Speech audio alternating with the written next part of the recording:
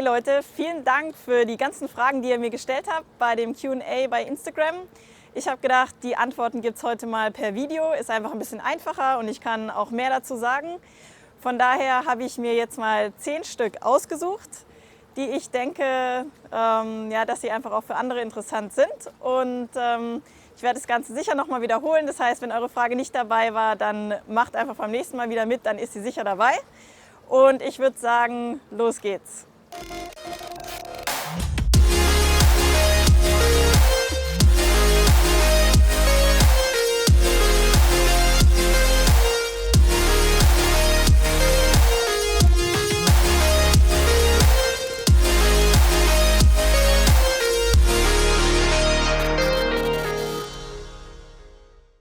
Also mit Triathlon habe ich, ist schwer zu sagen, 2012 ungefähr angefangen, weil ich einen Kumpel dabei begleitet habe, wie er einen Staffeltriathlon mitgemacht hat in Heidelberg. Und irgendwie fand ich die ganze Veranstaltung sah witzig aus, da im Neckarschwimmen irgendwo einen Berg hochradeln und dann noch laufen. Und zu dem Zeitpunkt bin ich immer mit dem Fahrrad zur Schule gefahren. Das waren jeden Tag 60 Kilometer. Das heißt, ich hatte irgendwie schon Erfahrung mit Radfahren, aber halt noch nie im Rennen oder als Wettkampf. Und ich hatte auch nur ein Mountainbike und schwimmen konnte ich gar nicht. Und laufen habe ich immer nur so ein bisschen mit dem Hund gemacht, damit der halt Gassi gegangen ist. Und fand es eigentlich auch eher so ein bisschen ätzend.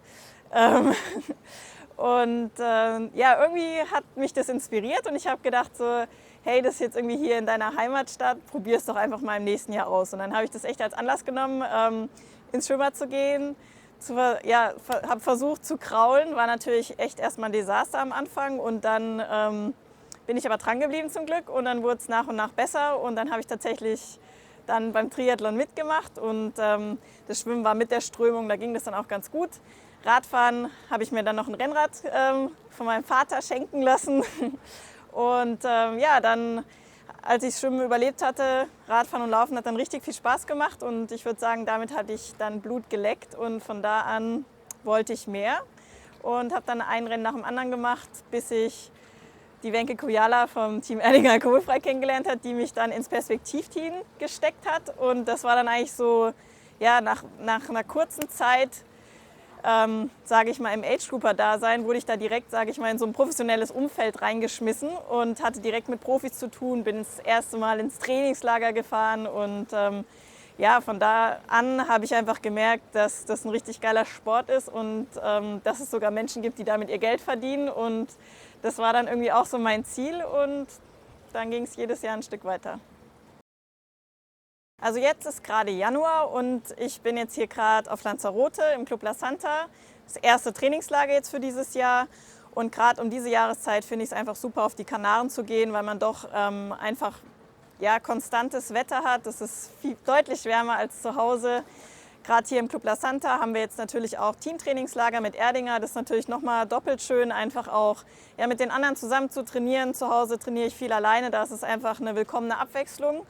Und der Club La Santa ist natürlich einfach mit 350 Meter Becken, einer Laufbahn und coolen Radstrecken, schönen Laufrunden auch wirklich ein Trainingsparadies, wie ich finde. Und von daher komme ich eben gerade in den Monaten Januar, Februar sehr gerne nach Lanzarote. Und werde aber auf jeden Fall dann so gegen März, April, je nachdem wie das Wetter bei uns zu Hause auch ist, dann nochmal ein drittes Trainingslager machen. Früher bin ich gerne nach Mallorca gegangen, weil ich die Insel einfach auch wunderschön finde, werde aber dieses Jahr wahrscheinlich, weil es dort dann doch schon sehr voll auch ist, nach Girona gehen und freue mich da auch schon drauf. Wenn das Wetter richtig geil ist zu Hause, dann bleibe ich vielleicht auch einfach zu Hause, weil ich doch auch einfach die Vorzüge von zu Hause sehr genieße und da einfach auch sehr gut trainieren kann. Aber jetzt erstmal hier genießen. Also im Winter mache ich einfach wirklich viel Basisarbeit. Ich würde immer sagen, so das Training ist gar nicht spektakulär, sondern es ist einfach wirklich viel ruhige Sachen natürlich, einfach auch um eine gute Basis zu schaffen. Dann möchte ich mich natürlich auch jedes Jahr ein Stückchen weiter verbessern. Sofern das möglich ist, wird natürlich, je besser man ist, auch immer schwieriger. Aber da kommt mir vielleicht dann auch zugute, dass ich einfach noch nicht so lange in dem Sport bin und auch keinen Hintergrund habe jetzt in einer der 3 Sportarten. Das heißt, das klappt dank meines Trainers auch sehr gut. Das heißt, da werde ich auch ein bisschen geknechtet, sprich kurz und hart. Und ja, länger und locker, wobei so richtig lang mache ich eben nicht. Also gerade jetzt, wenn ich es vergleiche mit anderen hier im Trainingslager, sage ich mal so 4, 5, 6 Stunden Radfahren ist eigentlich bei mir nicht drauf. Dafür gibt es vielleicht mal zweimal Radfahren am Tag oder zweimal Laufen und ja, im Endeffekt viel nochmal so Technik, Kraft und einfach eine solide Grundlage aufbauen. In der Regel gehe ich so um 10 ins Bett und stehe meistens so um 7 auf. Das ist so für mich perfekt. Ich stehe eigentlich schon gern früh auf. Ist natürlich dann immer auch jahreszeitenabhängig, wann es wirklich so hell wird und dunkel. Dann geht es natürlich mal besser, mal schlechter. Aber eigentlich mag ich wirklich auch so die Stimmung von einer frühen Morgensession sehr gerne. Hat vielleicht auch damit zu tun, dass ich eben früher immer mit dem Fahrrad in die Schule gefahren bin. Das war dann auch meistens so um 7 rum und gerade so diese Sonnenaufgangsstimmung und der Morgen ist noch so frisch, das finde ich einfach cool. Wenn man da direkt was abhakt, beginnt der Tag gut. Und am Abend lang durchhalten tue ich eigentlich nicht mehr. Es war vor meiner Triathlonlaufbahn auf jeden Fall anders. Da war ich eher Partymaus, aber irgendwie schwächlich in diesem Bereich etwas. Ich habe ja die schöne Ausgangslage, dass ich schon für Hawaii qualifiziert bin dieses Jahr und auch für die 73 WM. Und das sind natürlich auf jeden Fall 2 Rennen, auf die ich mich mega freue, wo ich auf jeden Fall auch Höhepunkte natürlich setzen möchte, dann von der Form. Und ja, insgesamt wird es natürlich für mich eine ganz spannende Saison, weil ich habe jetzt letztes Jahr meine erste Langdistanz gemacht. Es hat mir unglaublich viel Spaß gemacht. Es lief natürlich auch ganz gut.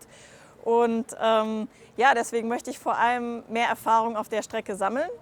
Ich weiß, dass nicht jedes Rennen eben vielleicht so gut läuft, wie jetzt Barcelona für mich lief. Und von daher möchte ich auf jeden Fall vor Hawaii auch nochmal bei einer anderen Langdistanz eben weitere Erfahrungen sammeln. Und bin gespannt, welche Langstrecke das dann wird. Und freue mich aber auch einfach wieder Mitteldistanzrennen zu machen. Werde vielleicht auch noch mal ein paar Ausflüge auf kürzere Distanzen machen, um einfach ja, mal All-in zu machen, was mir einfach auch Spaß macht und was in den letzten Jahren auf jeden Fall ein bisschen zu kurz kam, so für meinen Geschmack, einfach so Fun-Rennen, sage ich mal, wo es jetzt nicht wirklich um was geht, außer wirklich mal Truff und Spaß haben. Und habe jetzt noch keine genaue Saisonplanung, aber so im Großen und Ganzen entsteht da gerade was in meinem Kopf und ich denke, es wird ganz cool.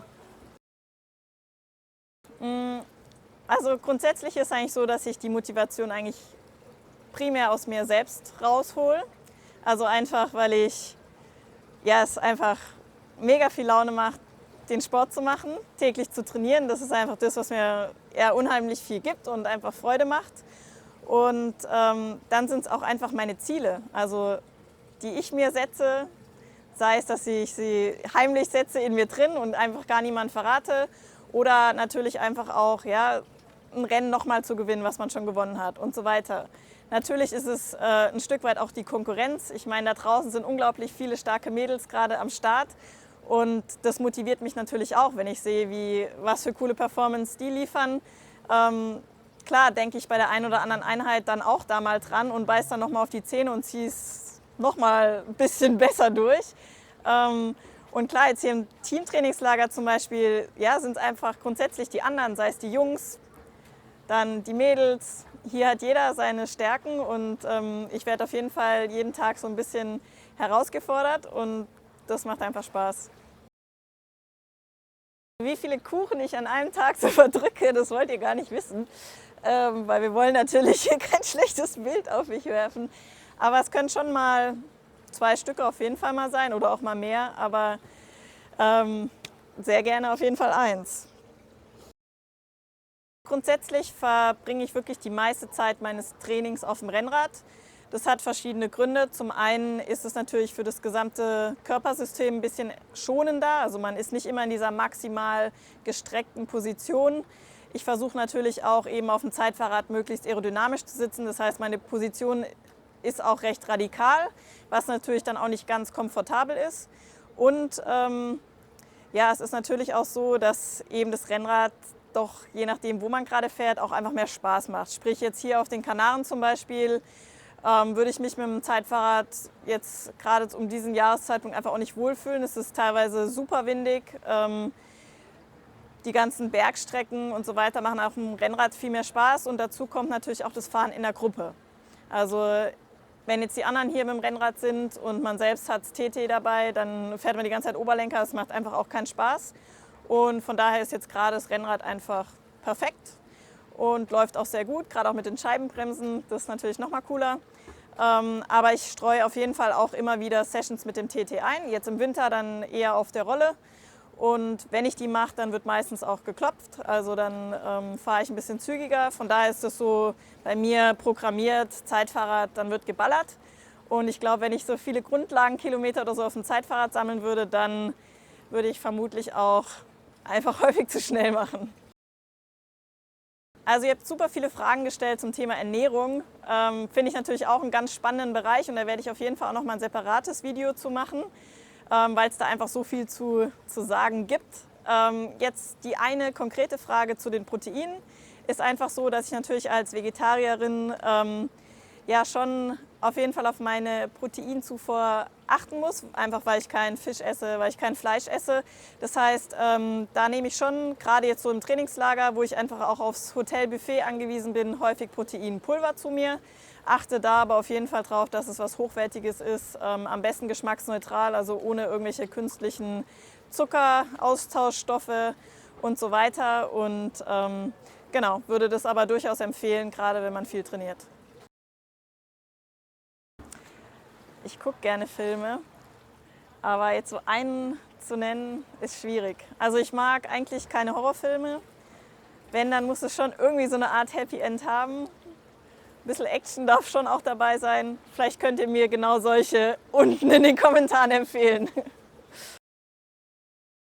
Also ich glaube, wenn ich jetzt nicht beim Triathlon gelandet wäre, dann wäre ich jetzt XC-Profi hoffentlich oder würde sehr gerne Mountainbike-Rennen fahren.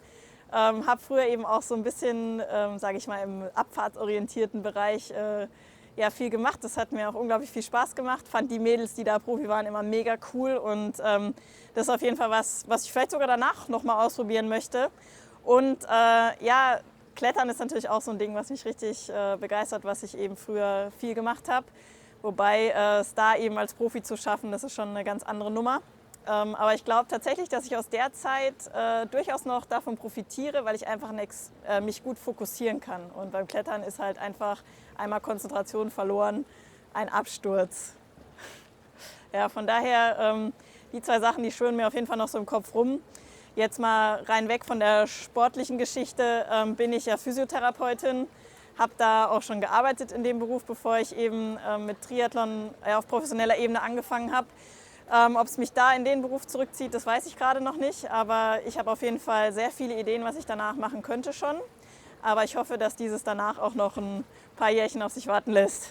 Es kamen super viele Fragen auch noch zu meinen Radtrikots, die ihr wahrscheinlich gerade in den letzten Posts gesehen habt. Die sind alle von meinem Ausrüster Castelli. Das ist die neue Frühjahrskollektion, das heißt, die kommt demnächst natürlich auch auf den Markt. Also schaut da einfach mal demnächst vorbei und dann könnt ihr ja, im Partnerlook mit mir unterwegs sein. Und meine Kick-Ass-Shirts und Tassen, die bekommt ihr bei T-Shirt Clothing im Webshop. Und ich verlinke euch das auch noch mal unten in den Kommentaren, dann könnt ihr da draufklicken und zuschlagen und mir gerne Fotos schicken, wenn ihr die Sachen anhabt oder euren Kaffee daraus trinkt. Freue ich mich und teile das auch gerne auf meinen Kanälen.